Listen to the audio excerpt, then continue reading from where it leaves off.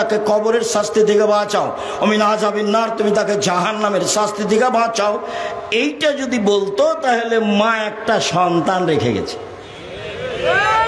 আরো আমাকে কি দেখাচ্ছে বলেন তো? ওর মাকে সুন্দর করে কাঠেতে কি ভাই, ওটা কি ভালো ভাই বলে যে ভাইজান, কি দিয়ে কিভাবে সাজায়, ফ্রেম তৈরি করে মাকে সুন্দর করে সাজিয়ে রেখেছে। আমাকে বলছে হুজুর আমার মাকে খুব ভালোবাসে এই জন্য রেখেছে। আমি আর কোনো পথঘাট না পেয়ে মুখের উপরে বলেছি আপনি কুসন্তান। আমি আর কি করতে পারি? আমাকে তো কিছু বলাই লাগে, এটা না সরালে তো আমি ভিতরে ঢুকবো না। পরিস্থিতি যতই কঠিন হোক, যেখানে ছবি আছে আমি অতীতে কোনোদিন সেখানে ঢুকিনি। বলছি দেখেন মৌলানা সাহেব আপনার কুলাবে না, আপনি আমাকে ভিতরে নিয়ে যায়েন না। কি কি বলছেন স্টেজ থেকে বলে বিদায় করে দেন, আমি গাড়িতে উঠে। আপনি কোথায় নিয়ে গিয়ে বসতে দিবেন? যেখানে বসতে দিবেন সেখানে ছবি মূর্তি দিয়ে ঘেরা। আমার উম্মত মূর্তি পূজা করবে, এটা আমার ভয়। এক, হুজুর হবে ভ্রান্ত, এটা আমার ভয়। দুই, আমার উম্মত হিন্দুদের সাথে মিশে যাবে গান বাজনা চাল চলনে, এটা আমার ভয়। তিন, আমার উম্মত মূর্তি পূজা করবে, এটা আমার ভয়। এ কথা মুহাম্মদ সাল্লাল্লাহু আলাইহি সাল্লাম বলেন। আইয়ুমা ইমরাতিন নাকাহাত বেগাইরে ইজনে ওয়ালিহা ফানিকাহুহা বাতিল, ফানিকাহুহা বাতিল। যে কোনো মেয়ে তার অভিভাবক পিতা ছাড়া বিবাহ বসলো, সেই বিবাহ বাতিল, সেই বিবাহ বাতিল, সেই বিবাহ বাতিল। কোর্টের বিবাহ বাতিল, কাজী অফিসের বিবাহ বাতিল। পিতার অবর্তমানে যেসব বিবাহ হয় তা বিবাহ নয়। এতে যত সন্তান জন্ম নেবে তা হবে অবৈধ। সারা দুনিয়া যদি একদিকে হয়ে এই বিবাহকে বৈধ করার চেষ্টা করে তাহলেও তা সম্ভব হবে না। আবু হুরায়রা রাদিয়াল্লাহু তাআলা আনহু বলেন, রাসূল সাল্লাল্লাহু আলাইহি ওয়াসাল্লাম বলেছেন, লা তুযাব্বিজুল মারআতু আল মারআতা। কোনো মহিলা কোনো মহিলার বিবাহ দিতে পারে না। ওয়ালা তুযাব্বিজু নাফসাহা, মহিলা নিজে নিজেও বিবাহ বসতে পারে না। খালা, ফুফু, দাদি, নানি, চাচি কেউ বিবাহ দিতে পারে না। মায়ের উপস্থিত থাকার না থাকার 5 পয়সা দাম নেই। মা, খালা, ফুফু কেউ বিবাহ দিতে পারে না। এমত অবস্থায় কোনো মেয়ে যদি খালা, ফুফু, মা, চাচির মাধ্যমে বিবাহ করে তাহলে সে হবে ব্যভিচারিণী, বিবাহ হবে বাতিল। এ কথা মুহাম্মদ সাল্লাল্লাহু আলাইহি সাল্লাম বলেন। আবু মুসা আশআরী রাদিয়াল্লাহু তাআলা আনহু বলেন, রাসূল সাল্লাল্লাহু আলাইহি ওয়াসাল্লাম বলেছেন, লা নিকাহা ইল্লা বিওয়ালিন। পিতা অভিভাবক ছাড়া বিবাহ নেই। ওয়ালা নিকাহ ইল্লা বিশাহিদাইনে, 2 জন সাক্ষী ছাড়া বিবাহ নেই। বর্তমান বিবাহের কাজী সাহেবের খাতাতে 4 জন সাক্ষীর কথা আছে। 4 জন সাক্ষী লাগে জেনা প্রমাণ করতে। অবশ্যই এটা পিতার অনুমতিতে বিবাহ, এটা জেনা নয়। এই জন্য এখানে 4 জন সাক্ষীর কথাটি বাতিল। বিবাহতে 2 জন সাক্ষী লাগে, 4 জন লাগে না। কেন 4 জন সাক্ষীর ব্যবস্থা করেছে তা সরকার জানে, যারা দায়িত্ব পালন করে তারা জানে, যারা কাজী হিসেবে দায়িত্ব পালন করে তারা জানে। এই ছেলে, যারা তোমরা রাস্তাঘাটে চলাচল করছো, দোকানপাটে দাঁড়িয়ে আছো, তো তোমার কি একটু লজ্জাবোধ, ইতস্তবোধ হয় না? আমরা তো তোমার জন্য এসেছি। তুমি মহিলা মানুষ, ঢং ঢং করে এলে আর ঢং ঢং করে গল্প করতে করতে চলে যাচ্ছ। তোমার বাপ আছে তো? কি ব্যাপার, তোমার বাপ নেই? তুমি ওখানে বসে গল্প করছো কেন দোকানের সামনে? দোকানের সামনে তুমি বাজার করছো কেন? মহিলা মানুষ, তোমার বাপ দাদা চাচা আত্মীয় স্বজন ভাই কেউ নেই? মেয়ে মানুষ ওখানে দাঁড়িয়ে বাজার করো কেন? আর আপনারা এসেছেন বক্তব্য শুনতে, আজকেই হাট বাজার করতে হবে? কমিটির পরিচালনায় কাজে কয়েকটা ভুল হয়েছে। তা হয়েছে দোকানপাট পাশে বসানো, তা হয়েছে মেয়েদের ব্যবস্থা পাশে করা, দুটাই দূরে করতে হতো। কি বুঝে এই ব্যবস্থা করেছেন তা আমার বুঝের বাইরে। ভবিষ্যতে আমরা আসলে এমনটা করবেন না, মানুষের জন্য ভালো ব্যবস্থা করবেন সম্ভব হলে, নইলে যারা পারবে তারা প্রোগ্রাম নেবে। আপনি দায়িত্ব পালন করতে পারবেন না, মানুষের বসার ব্যবস্থা করতে পারবেন না, লোক সেভাবে রেডি করতে পারবেন না, কেন জিম্মেদারি নিয়েছে? আমি কি তাফসির মাহফিল করতে এসেছি যে আপনার সামনে ইউসুফ জুলেখার কাহিনী বলে চলে যাব? এরকম তো আমার জীবনে ঘটেনি। আমি তো 90 সাল থেকে নিয়ে এখন পর্যন্ত কোনোদিন অপ্রয়োজনীয় বাক্য বলিনি। তা আমি ইউসুফ জুলেখার কাহিনী বলে চলে যাব, আপনি কিভাবে বুঝলেন? এত দোকানপাট আপনার এই প্রোগ্রামের পাশে হলো কি করে? সম্মানিত দিনী ভাই বোন, যারা দায়িত্ব নিয়েছেন তাদেরকে আন্তরিকভাবে অনুরোধ জানাচ্ছি, ভবিষ্যতে কোনোদিন আমাদের ডাকলে এমনটা হয় না যেন, এ আশা আপনার কাছে ব্যক্ত করে আগের দিকে বাড়ছি। সম্মানিত দিনী ভাই বোন, যারা দোকানপাটে আছেন, যারা রাস্তাঘাটে চলাচল করছেন, আপনার জন্য আমি এসেছি। আপনি একটু লজ্জা করেন, আপনি একটু শরম করেন, একটু হায়া করেন, আপনি সামনে এসে বসেন। নির্বাচন তো আসছে, আপনি তো মোটর সাইকেলে ছুটাছুটি করবেন, আপনার তো জ্ঞান বুদ্ধি আমি খুব ভালোভাবে জানি, আপনার বিবেচনা আমি খুব ভালোভাবে জানি।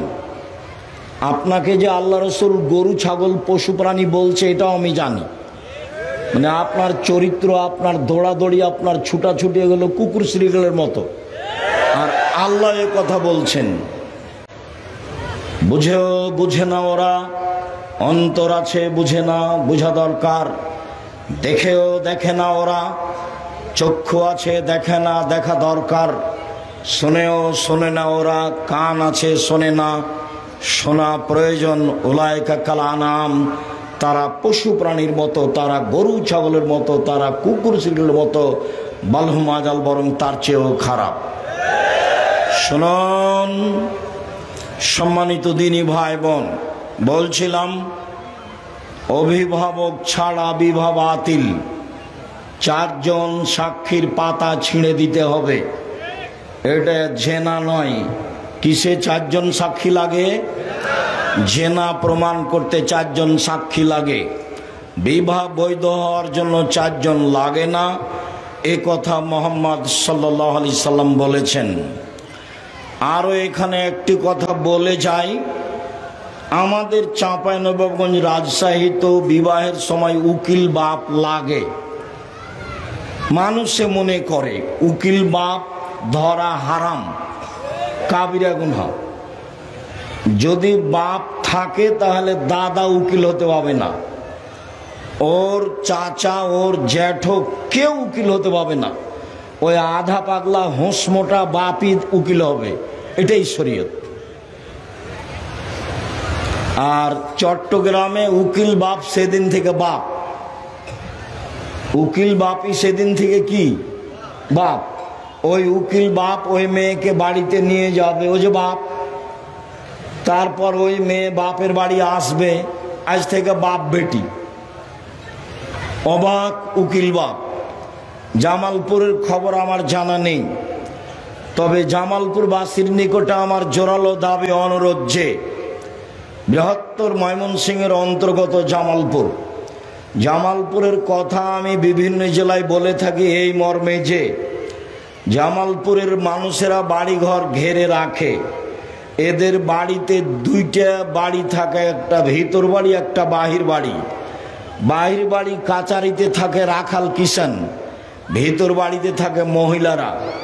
একটু পার হয়ে ময়মনসিংহ ঢুকলে ভিতর বাড়ি বাহির বাড়ি কিছুই নাই, বাড়ি ঘেরা নেই, সবই ফাঁকা। এটা হলো যাযাবরের বাড়ি। ওই যে ট্রেন স্টেশনে মাঝে মধ্যে কিছু লোক থাকে না ছয়ের নিচে, জি ওরা কি সান্দার, যাযাবর, বাড়ি ঘেরাও নাই, এমনিতেই আছে। সাতক্ষীরায় কোনো কোনো জায়গায় গেছি তো বাড়ির যে বাহির কোনটা আর ভিতর কোনটা তা বোঝা যায় না। ওইদিকে একটা ঘর, এইদিকে একটা ঘর, মধ্যে গরুর গাড়ির রাস্তা। জামালপুরের লোকের উপরে আমার ভালো ধারণা আগে থেকে আছে, ধারণাটা কমিয়ে দেওয়ার চেষ্টা করিয়েন না। বাপদাদা যেভাবে বাড়িঘর তৈরি করেছিল, কাচারি ঘর বাইরে রেখেছিল, ওইভাবে করার চেষ্টা করিয়েন। যুগের পাল্লায় পড়ে, নাতি নাতনির পাল্লায় পড়ে ধর্ম বিক্রি করিয়েন না, আদর্শ বিক্রি করিয়েন না। আদর্শ বিক্রি করলে আপনি গেছেন জাহান্নামে, নাতি নাতনি হয়ে গেছে, সবাই গেছে। কেননা ওরা যত বড় পাপী, আপনি তার চেয়ে ডবল বেশি পাপী, কেননা জিম্মেদারে আপনি আছেন। সম্মানিত দিনী ভাই বোন, বলছিলাম বিবাহ করলে আমরা আদর্শ পরিবারের প্রথম অংশে আছি। কেমন মেয়েকে বিবাহ করতে হবে? আবু হুরায়রা রাদিয়াল্লাহু তাআলা আনহু বলেন, রাসূল সাল্লাল্লাহু আলাইহি সাল্লাম বলেছেন, পৃথিবীর মানুষ শুনে রেখো, তুনকাহু মারাতু লিআরবাইন, মেয়েদেরকে বিবাহ করা হয় চারটা জিনিস দেখে। আমি মুহাম্মদ সাল্লাল্লাহু আলাইহি সাল্লাম চারটা জিনিস দেখতে বলিনি, এটা পুরুষের স্বভাব, এটা পুরুষের বৈশিষ্ট্য। তারা বিবাহ করলে চারটা জিনিস দেখে। এক, লেমালেহা, মেয়েটার অর্থ সম্পদ আছে কিনা সেটা দেখে। দুই, অলে হাসাবেহা, মেয়েটা বংশীয় কিনা তা দেখে। তিন, অলে জামালেহা, মেয়েটা সুন্দরী কিনা তা দেখে। চার, অলে দিনেহা, মেয়েটা ধার্মিকা কি না, পর্দা করে কিনা, এইটা দেখে। এটা হলো পুরুষের অভ্যাস, এটা তাদের আদাত, এটা তাদের গতিবিধি। আমি মুহাম্মদ সাল্লাল্লাহু আলাইহি সাল্লাম বলে গেলাম, ফানফার ফাজফার বেজাতির দিন, পৃথিবীর মানুষ তোমরা পরহেজগার মেয়েকে বিবাহ করো, বেপর্দা বেহায়া নারীকে বিবাহ করে ছেলে মেয়ে মানুষ করব এমনটা হিসাব করবেন না, ভুল হিসাব। আমি আপনার গতিবিধি খুব ভালো বুঝি। কেন? আমি 14 সাল থেকে প্রতিষ্ঠান চালাই। বাংলাদেশের সর্ববৃহৎ প্রতিষ্ঠান জামিয়া সালাফিয়া। রূপগঞ্জে যেটা আছে সেটা প্রায় 100 বিঘা জমির উপরে, রাজশাহীতে যেটা আছে সেটা প্রায় 50 বিঘা জমির উপরে, দিনাজপুরে যেটা আছে সেটা প্রায় 20 বিঘা জমির উপরে, ময়মনসিংহে যেটা গড়তে যাচ্ছে প্রায় 8-10 বিঘা জমির উপরে, ফেনীতে যেটা গড়তে যাচ্ছে প্রায় 8-10 বিঘা জমির উপরে, চট্টগ্রামে এইরকমই, বরিশালে চলমান রয়েছে। সম্মানিত দিনী ভাই বোন, জামিয়া সালাফিয়ায় প্রায় 5000 ছেলে মেয়ে পড়াশোনা করে, প্রায় 300 জন শিক্ষক শিক্ষিকা রয়েছেন, যাদের প্রতি মাসে বেতন লাগে 40 লক্ষ। কিভাবে চলে তা আমার জানা নাই। তবে জামিয়া সালাফিয়া বৈদেশিক পয়সা দিয়ে চলে না, কোনো সংস্থা দিয়ে চলে না, বাংলাদেশের কোনো বিত্তশালী দিয়ে চলে না। আমি আর আপনি সাধারণ মানুষ, যে সাধারণ সহযোগিতা করে থাকি, এ দিয়ে জামিয়া সালাফিয়া চলে। জামিয়া সালাফিয়া কিভাবে চলে তা শিক্ষক জানে না, তা ছাত্র জানে না। এ রসিদ বহি বাইরে ব্যবহার হয় না, কেউ এই প্রতিষ্ঠানের রসিদ বহি বাইরে ব্যবহার করতে পারবে না। কোনো শিক্ষক ব্যবহার করলে তার জরিমানা হবে। এ হলো জামিয়া সালাফিয়া। জামিয়া সালাফিয়ার অংশ হিসাবে সবচেয়ে বড় কাজ আদ-দাওয়া ইলাল্লাহ, মসজিদ ভিত্তিক কোরআন শিক্ষা এবং আকীদা শিক্ষার জীবনবাজি রেখে চেষ্টা চলছে। একেবারে তেঁতুলিয়া থেকে টেকনাফ পর্যন্ত আমরা এদেশের মাটিতে মক্তব গড়বই ইনশাআল্লাহ। এখন প্রায় 600 মসজিদ চলে বা তার চেয়েও বেশি। প্রশিক্ষণ দেওয়া হয়, যা আব্দুল্লাহর মুখে শুনেছেন। যারা প্রশিক্ষণ নিতে যায় ফ্রি, আসে ফ্রি, থাকে ফ্রি, খায় ফ্রি, বই পুস্তক সিলেবাস ফ্রি। জামিয়া সালাফিয়ার আল ইতেসাম পত্রিকা আছে, 50টা প্রশ্নের উত্তর আসে, 16,000 পত্রিকা ছাপে। জামিয়া সালাফিয়ায় প্রেস আছে, অনলাইন আল ইতেসাম পত্রিকা আছে, আরবি পত্রিকা আছে, 3 মাসের ত্রৈমাসিক কিশলয় পত্রিকা আছে। জামিয়া সালাফিয়া আপনাদের বিশাল সম্পদ। জামিয়া সালাফিয়া সম্মেলন সামনে বৃহস্পতিবার, শুক্রবার, আগামী পরশু, নাকি আগামী পরশু অবশ্যই নিজের প্রতিষ্ঠান দেখতে যাবেন। দল মুক্ত প্রতিষ্ঠান জামিয়া সালাফিয়া, সংগঠন মুক্ত প্রতিষ্ঠান জামিয়া সালাফিয়া, হিংসা মুক্ত প্রতিষ্ঠান জামিয়া সালাফিয়া, শিরক মুক্ত প্রতিষ্ঠান জামিয়া সালাফিয়া, বিদআত মুক্ত প্রতিষ্ঠান জামিয়া সালাফিয়া, দেশের সর্ববৃহৎ প্রতিষ্ঠান জামিয়া সালাফিয়া, যেখানে 500-র অধিক এতিম অসহায় থাকে। সম্মানিত দিনী ভাই বোন, কথা প্রসঙ্গে এটা আপনাকে বলে রাখলাম, পরহেজগার মেয়ে দেখে বিবাহ করবেন, বেপর্দা বেহায়া নারী বিবাহ করে আপনি ছেলে মানুষের মতো মানুষ করবেন, এই হিসাব বাতিল। আপনার গতিবিধি আমি ভালো বুঝি, ছেলেটার মেধা ভালো, তাই ছেলেকে ইঞ্জিনিয়ার করতে হবে, বড় ডাক্তার করতে হবে। ম্যাট্রিক পরীক্ষার সময় 4টা মাস্টার ছিল, ভালো কথা। ইন্টার পাস করার পরে বিশ্ববিদ্যালয়ে ভর্তি করতে হবে, ডাক্তারি পড়বে, তাই সাবজেক্ট প্রতি 1টা মাস্টার, বাস ডাক্তার হলো, ভালো ডাক্তার হলো, ভালো কথা। আপনি কি জানেন, ব্যতিক্রম আমি বলছি না, ব্যতিক্রম থাকতেই পারে। আপনার ছেলে বড় ডাক্তার, ওই কোম্পানির ওষুধ লিখে যে কোম্পানি তাকে টাকা দিয়েছে, এ প্রতারক। একে আপনি টাকা খরচ করে মানুষ করলেন কেন? এ তো ধোঁকাবাজ। একে আপনি মানুষ করে কি বোঝাতে চাচ্ছেন আপনি আমাকে? সম্মানিত দিনী ভাই বোন, জাতির যদি রাস্তাঘাট করে দিতে না পারি, জাতির যদি স্কুল কলেজ করে দিতে না পারি, জাতিকে চূড়ান্ত সঠিক ধর্ম দিতে পারবো ইনশাআল্লাহ।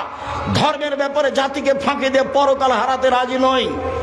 ছেলে মেয়ে মানুষ করতে হবে জনগণের উদ্দেশ্যে, কল্যাণের উদ্দেশ্যে, পরকালের উদ্দেশ্যে। একে আপনি কি মানুষ করেছেন? একে আপনি বড় ইঞ্জিনিয়ার করেছেন, ও তো টাকা মেরে খায়, ও তো চোর, আপনি ভালোভাবে জানেন। ব্যতিক্রম সেটা ভিন্ন কথা। আপনার ছেলে খুব মেধাবী, লন্ডনে গেছে, আমেরিকায় গেছে, তখন ওরা তো আর বড় চাকরি বড় কাজ দিবে না, ওরা সুইপার যারা টয়লেট পরিষ্কার করে ওদের দায়িত্ব দিয়েছে আপনার ছেলেকে, বেতন হলো 5 লাখ। তো আপনার ছেলে দেখলো যে দেশে গেলে তো বেতন হবে 3 লাখ, তো তাহলে লন্ডনে থাকে, আমেরিকায় থাকে, সিটিজেন পেয়েছে, বাপও খুশি মাও খুশি, দুনিয়া দখল করে নিয়েছে।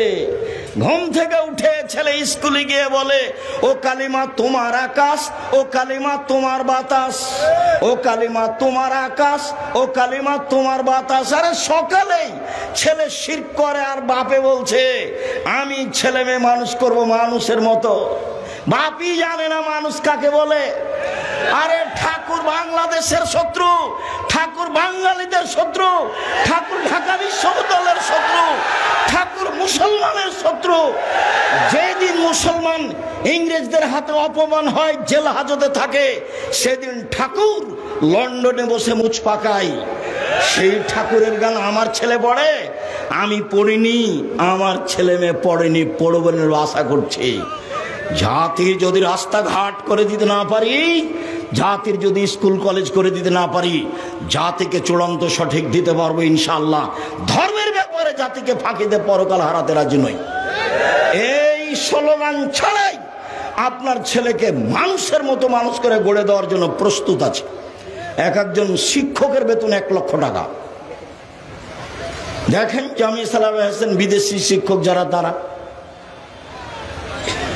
আপনার ছেলেকে, আপনার মেয়েকে মানুষ করার জন্য প্রস্তুতি নিয়ে আছি যে কোনো মূল্যে। আপনি কি বুঝাতে চাচ্ছেন সেটা আমি জানি না, আপনি কি ডাক্তার করতে চাচ্ছেন সেটা আমি বুঝি না। আপনার ডাক্তারকে আমি ভালো বুঝি, আপনার ইঞ্জিনিয়ারকে আমি খুব ভালো বুঝি। আপনার মেয়েকে যেভাবে ডাক্তারি শিখাতে চেয়েছেন সেটা আমি খুব ভালো বুঝি। একটা মানুষে কথা বলে 14 ইলিমের পড়া, আপনার ছেলে মেয়ে কি করে আমি খুব ভালো বুঝি। সম্মানিত দিনী ভাই বোন, কষ্ট নিয়েন না। আপনার মেয়ে ওই ঘরে ল্যাংটা ছবি দেখে বড় মোবাইলে, আপনার ছেলে এই ঘরে দেখে। আরে আপনি ওই ঘরে দেখেন, আপনার বউ এই ঘরে দেখে। এই বাড়ি হচ্ছে বন্যায় জেলার সয়লাভ। আপনি ধর্মকে কি দেখাতে চাচ্ছেন জাতিকে? রাসূল সাল্লাল্লাহু আলাইহি ওয়াসাল্লাম বলেন, পৃথিবীর মানুষ শুনে রেখো, আমার জীবনে বড় ভয়, আমার উম্মত গোপন পাপে লিপ্ত হবে, এটা আমার ভয়। পৃথিবীর মানুষ শুনে রেখো, আমার উম্মত গোপন পাপে লিপ্ত হবে, এটা আমার ভয়। আমার উম্মত গোপন পাপে লিপ্ত হবে, এটা আমার ভয়। পৃথিবীর মানুষ শুনে রেখো, আমার জীবনে আমি তিনটা আশঙ্কা করে গেলাম। এক, আইম্মাতাম বুজিল্লিন, ভ্রান্ত হুজুর, হুজুর হবে ভ্রান্ত, এটা আমার ভয়। এখানে সমাজের শিক্ষিত মানুষ আছেন, এখানকার হাই স্কুলের হেডমাস্টারকে আপনি পা ধরে বলেন যে এই ছেলেটা আমার বাংলা অক্ষর চিনে না, একে একটু পিয়ন হিসাবে নিতে হবে। হেডমাস্টার বলবে, আমিও পা ধরে বলছি আমি ছেলে নিতে পারবো না। কেন? পিয়নে কি করলি? পিয়ন কি করে? ওকে দরখাস্ত লেখা লাগে? ও তো পানি দিলেই চলে এক গিলাস।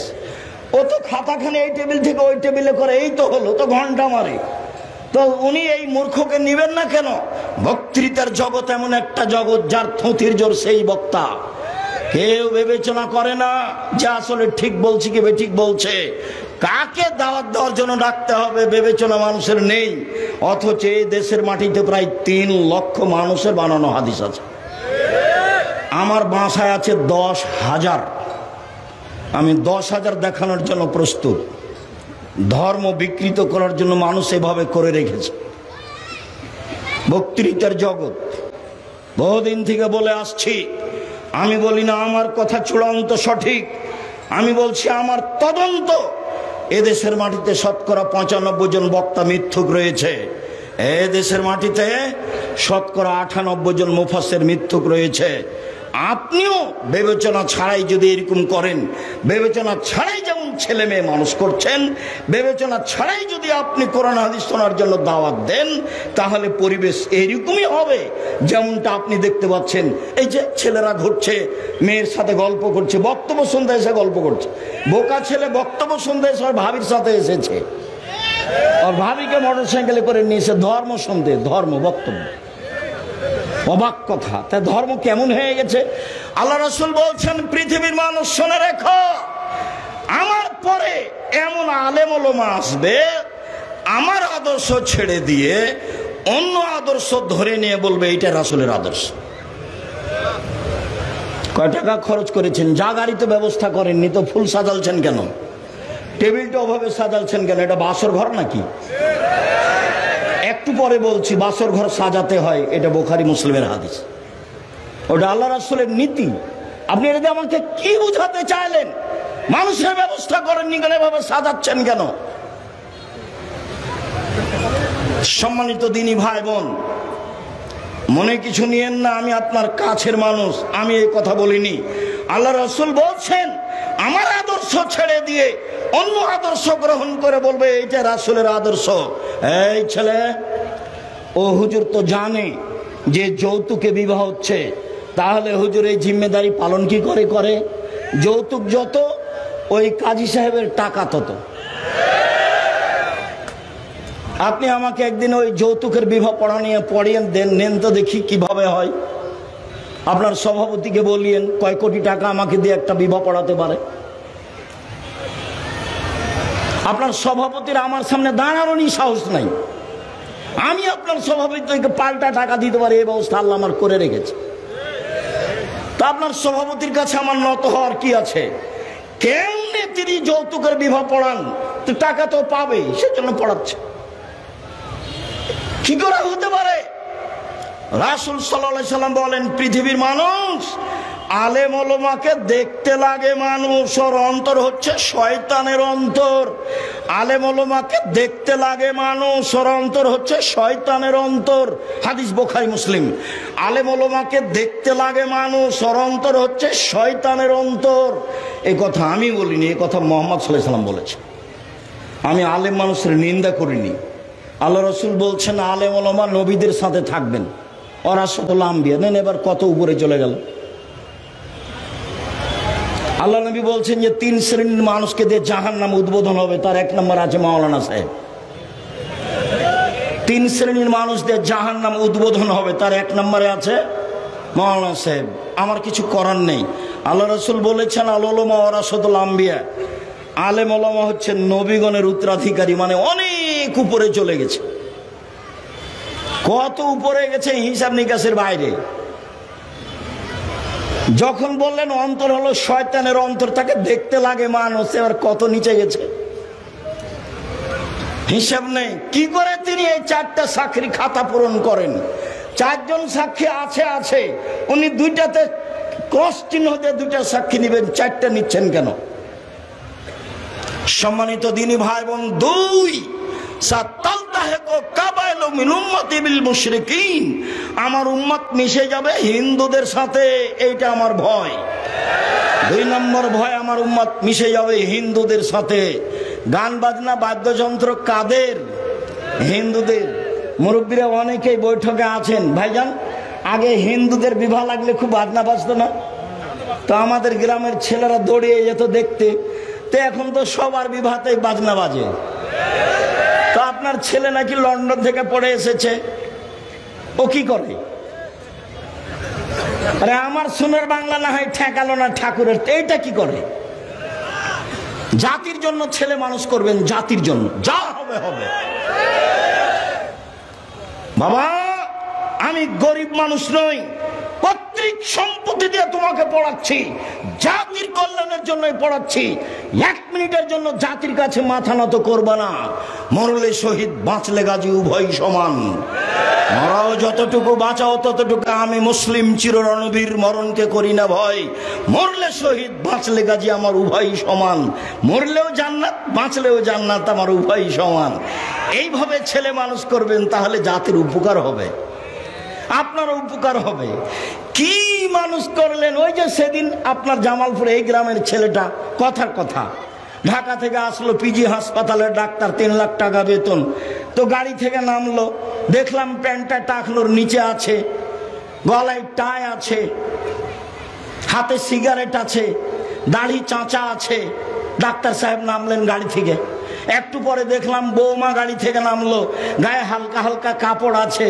একটু পরে দেখলাম নাতনি গাড়ি থেকে নামলো, গায়ে কাপড় নেই। দেখি গাড়ির পিছন দিকে কুকুর আছে। এবার আপনি বলেন আপনার পয়সার অবস্থা কি? আমাকে জবাব দিতে হবে না, আপনি প্রস্তুত থাকেন। আমি জবাব দিব কেন? ছেলে আপনার, জবাব আপনার। টাকা আপনার, জবাব আপনার। মেয়ে আপনার, জবাব আপনার। আপনি প্রস্তুত থাকুন। এটা বাস্তব হলে আপনাকে জবাব দিতে হবে। 3 আমার উম্মত মূর্তি পূজা করবে। আমাকে বলছে, আমি ঢুকতে অফিসে বলছি ভাইজান ছবিটা নামান। তখন বলছে ভাইজান আমার আম্মাকে খুব ভালোবাসি, এই জন্য আমার আম্মার ছবিটা এভাবে বেঁধে সুন্দর করে রেখেছি। তখন বলছে আপনি কুসন্তান, আপনি খারাপ সন্তান। আপনার মাকে কবর দিয়ে এসে 5 ফুট সাইজের ছবিটা ছিঁড়ে টুকরা টুকরা করে সব মানুষ যখন চলে গেছে, তখন আপনি কবরের পাশে গিয়ে যদি বলতেন আল্লাহুম্মা গফির লাহু ওয়ারহামহু, আল্লাহ তুমি আমার মাকে ক্ষমা করো, তার প্রতি দয়া করো।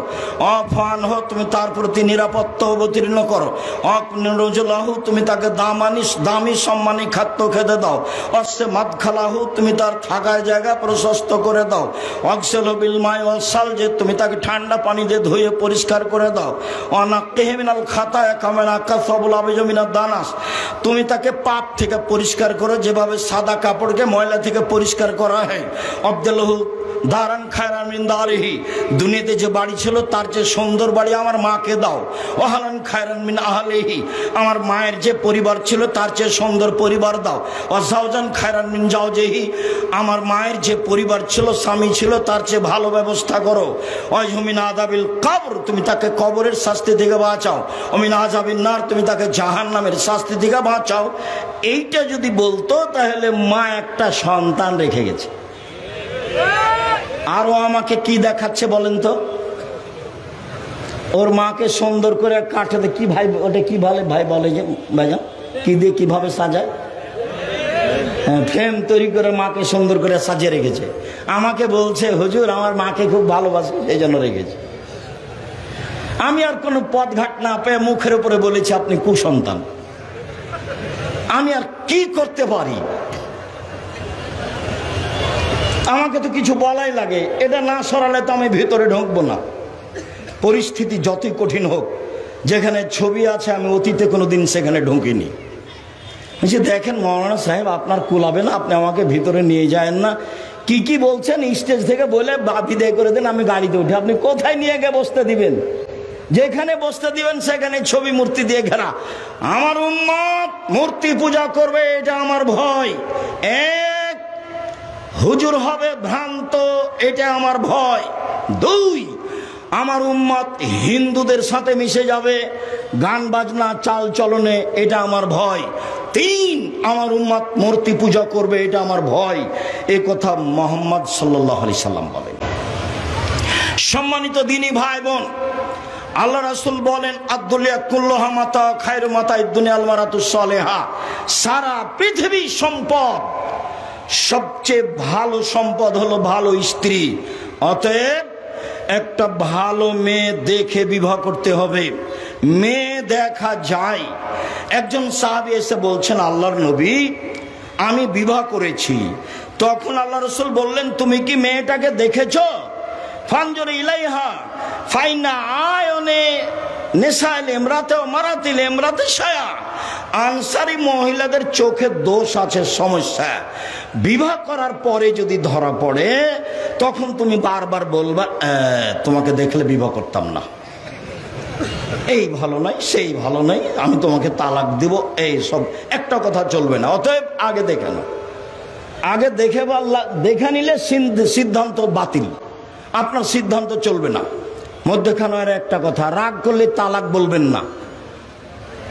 বেগুনের গাছ থেকে বেগুন ছিঁড়ে খেলে তবুও গাছটা থাকে, আর মোলায়ের গাছটা উঠালে কিছু থাকে না। তালাক মুখে ব্যবহার করিয়েন না। এমনি কিছু বলেন, বকাঝকা কিছু করা লাগলে করেন, বিছানা ত্যাগ করা লাগলে করেন, পৃথক হয়ে কিছুদিন থাকেন। তালাকের কথা বলিয়েন না। তালাক বললেই সমস্যা শেষ। তালাক বললেই একবারে মাথার উপরে বোঝা নেমে গেল। একবারে মেয়েটাও বলছে তোর সংসার করব না, কোনো কথা তুই মানিস না, আমাকে তালাক দে, তালাক দে, এখনই তালাক দে, এখনই তালাক দে। তখন আপনি নির্ভয় হয়ে বলছেন যা যা, তোকে ছেড়ে দিলাম, 1 তালাক 2 তালাক 100 তালাক, যা যা। ছেলে 3টে, যেমন তালাক দেওয়া হয়েছে শয়তান চলে গেছে। ইন্না লিল্লাহি ওয়া ইন্না ইলাইহি রাজিউন। এখন তালাক দেওয়া শেষ হয়ে গেছে, তখন কে চলে গেছে? শয়তান চলে গেছে। এতক্ষণ খেপে কে তুলেছিল? শয়তান তুলেছিল, দুইজনকে। এখন মাওলানা সাহেবকে জিজ্ঞাসা করেছে, তখন মাওলানা সাহেব বলছে 1 রাতের জন্য বিবাহ দিতে হবে। এ আবার কেমন কথা? তাহলে আব্দুর রাজ্জাক সাহেবের কাছে যান। সম্মানিত দিনী ভাই বোন, সংসার সুন্দর করে করেন। মেয়ে দেখেন, এটা আল্লাহ রাসূলের আদেশ। মেয়ে দেখতে গিয়ে জামালপুরে যত প্রথা আছে সবই বাতিল। অগ্রিম দেখতে গিয়ে আংটি দেওয়া হারাম, ওখানে টাকা দেওয়া জায়েজ নয়। 10 জন মিলে দেখা জায়েজ নয়, বন্ধু বান্ধব মিলে দেখা জায়েজ নয়, অনুষ্ঠান করে দেখা জায়েজ নয়।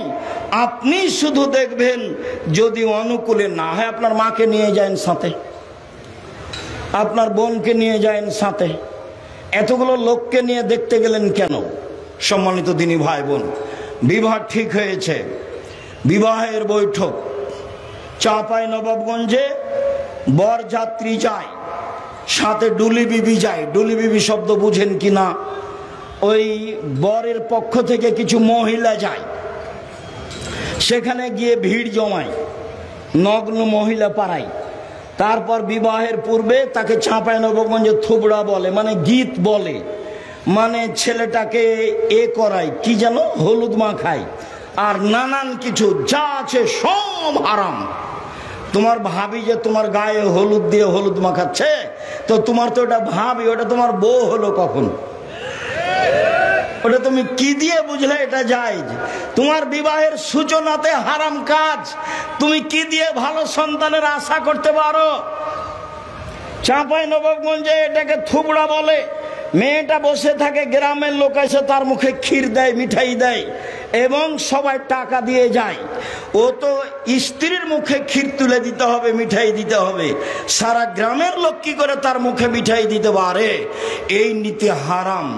আমি আপাতত আজকের মতো জামালপুরের বিবাহের কোনো নিয়মকানুন আমার জানা নেই।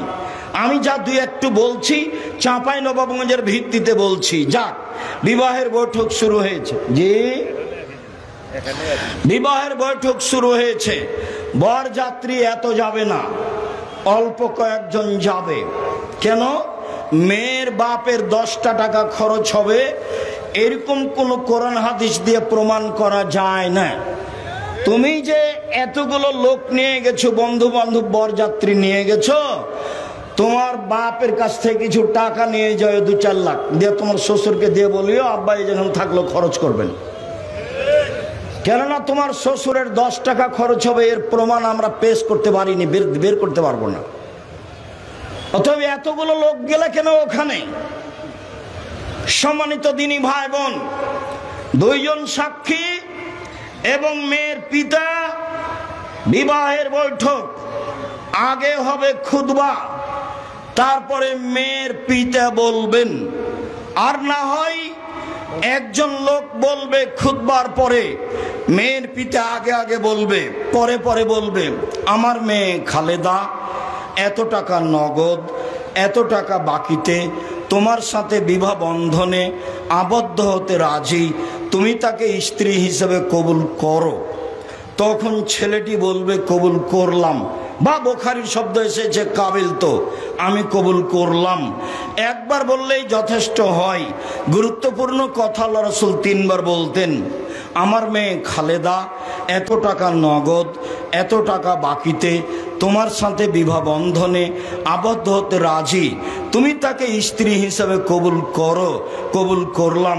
2 জন সাক্ষী শুনবে, আমার মেয়ে খালেদা এত টাকা নগদ, এত টাকা বাকিতে তোমার সাথে বিবাহ বন্ধনে আবদ্ধ হতে রাজি, তুমি তাকে স্ত্রী হিসেবে কবুল করো। ও বলবে কাবিল, তো গ্রহণ করলাম। এই হলো বিবাহ। এখন দাঁড়িয়ে ওয়ালিমার দাওয়াত দিতে পাবে না, এটাও না জায়েজ। মেয়ের কাছে বিবাহ পড়ানো হারাম। এবার একটু গায়বান্ধা থেকে আসি 1 মিনিট। গায়বান্ধার নিয়মে বর কেবলা মুখে বসে থাকবে, রুমাল মুখে দিয়ে।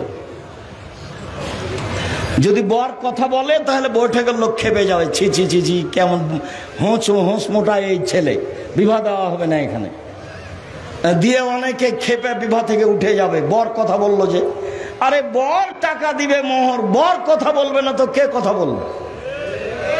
তার গার্জেনেরা আছে অবশ্যই বলতে পারে, কিন্তু বর বলা অপরাধ, এটা কে বললো? বরকে মুখ বন্ধ করে কেবলা মুখে বসে থাকতে হবে, এটা কে বললো? চলেন 1 মিনিট। মেয়ে যেখানে আছে সেখানে বিবাহ পড়াতে গেছে, গিয়ে বলছে অমুক নেবাসী অমুক তোমাকে বিবাহ করতে এসেছে, এত টাকা নগদ বাকিতে, তুমি তাকে স্বামী সত্ত্বে কবুল করো। তখন মেয়েটি বলল কবুল করলাম। 3 বার বলার পরে এবারে কয়েকজন লোক যেখানে বরযাত্রী বসে আছে সেখানে আসলো, এসে দাঁড়িয়ে আছে। তো বসে থাকা লোকগুলি বলছে, আপনারা কে? আমরা এই বিবাহের উকিল। মেয়ে কবুল করেছে? জি করেছে। আপনারা শুনেছেন? জি শুনেছি। তাহলে বসেন। তখন বসে, এতক্ষণ পর্যন্ত সবাই দাঁড়িয়ে আছে। মনে হচ্ছে যে হিন্দুদের বিবাহ লেগেছে, কলার গাছের চতুর্দিকে ঘুরে ধর্ম পাগল হয়ে গেছে। ধর্ম আপনার ওই এসেছে ইরান থেকে দিল্লিতে, দিল্লি থেকে আস্তে আস্তে জামালপুরে, আস্তে আস্তে উল্টে কি যে হয়ে গেছে। সব জায়গায় এরকমই, একটা রীতিও জায়েজ নয়, সব হারাম। 2 জন সাক্ষীকে সামনে রেখে মেয়ের পিতার সামনে খুতবা হবে। মেয়ের পিতা বলবে এই তার নাম বিবাহ। এরপরে এখানে আর কোনো অনুষ্ঠান নেই, বউ নিয়ে চলে যাবে। সম্মানিত দিনী ভাই বোন, বউ নিয়ে গিয়ে বাসর ঘর সাজাতে হবে, এই কথাই ঠিক। আসমা বিনতে ইয়াজিদ বলেন, পিতা যদি না থাকে তার চাচা, তার দাদা, তার বংশের সিরিয়াল। যদি বাপ চাচা কেউ না থাকে তার ভাই, নাহলে তার ছেলে হতে পারে না ভাইজান, ছেলে হতে পারে, ছেলে মায়ের বিবাহ দিবে। এটা একটা কুসংস্কার। যে বাপ অনেক দিন আগে মারা গেছে, এই ছেলে মায়ের বিবাহ দিবে না। আর একটু যদি মা বিবাহের কথা বলে তো সবাই বলে ওঠে মেয়েটা খারাপ, আর খাসলত খারাপ, এতগুলো ছেলে রেখে মেয়ে রেখে বিবাহ বসতে যাবে। এইটা জায়েজ নয়, ওকে বিবাহ বসার ব্যবস্থা করতে হবে, এটাই ঠিক। প্রয়োজন তার ছেলেরা করবে, প্রয়োজনে তার ভাইয়েরা করবে, এটাই নিয়ম। সম্মানিত দিনী ভাই বোন, আসমা বিনতে ইয়াজিদ বলছেন, আমি আয়েশাকে সুন্দরী করে সাজালাম। 1 মিনিট আগের অংশ। আয়েশা রাদিয়াল্লাহু তাআলা আনহা বলেন, আমি আমার বান্ধবীদের নিয়ে দোলনায় খেলাচ্ছিলাম, হঠাৎ আমার মা বললেন আয়েশা, জোর করে চিৎকার করে ডাকলেন। আমি দৌড়িয়ে আসলাম। খেলার কারণে আমার গায়ে ধুলাবালি কিছু লেগে আছে। আমার মা একটু পানি দিয়ে আমার গায়ের ধুলাবালিগুলো মুছে দিলেন। তারপর একটা ঘরে নিয়ে গেলেন, দেখি সেখানে আনসারীদের মহিলা, তারা আমাকে সুন্দরী করে সাজালেন। কি দিয়ে সাজালেন তা আয়েশা উল্লেখ করেননি। আসমা বিনতে ইয়াজিদ বলছেন, আমি আয়েশাকে সুন্দরী করে সাজালাম আল্লাহ রাসূলের জন্য। কি দিয়ে সাজিয়েছেন তা উল্লেখ হয়নি।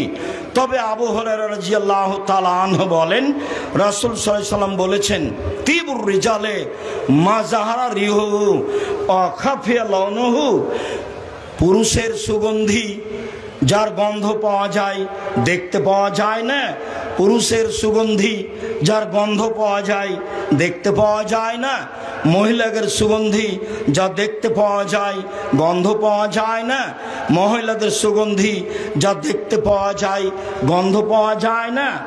একজন মহিলা রাসূলের হাতে একটা পত্র দিল, আল্লাহ রাসূল পত্রটা নেওয়ার সময় হাতটা টেনে নিলেন না, দিয়ে বললেন, কি ব্যাপার? আয়াদু রাজুলিন ইমরা, এ হাত মহিলার না এ হাত পুরুষের?